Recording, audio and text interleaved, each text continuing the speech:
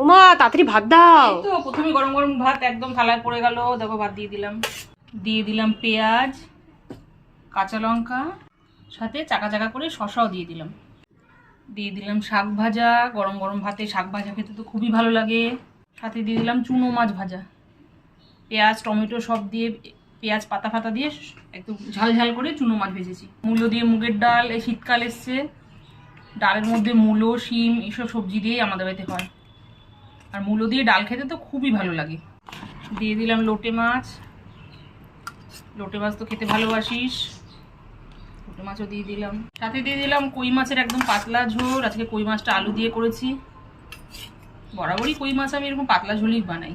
কই মাছ একদম বেশি মশলা দিয়ে করলে ভালো লাগে না। প্রথমে দিয়ে দিলাম মূলোর ডাল, লোটে মাছ, দিয়ে দিলাম কই মাছের একদম পাতলা সিম্পল ঝোল। নাও সোমবারের একদম থালি পুরো রেডি। এবার খেতে বসে পড়ো।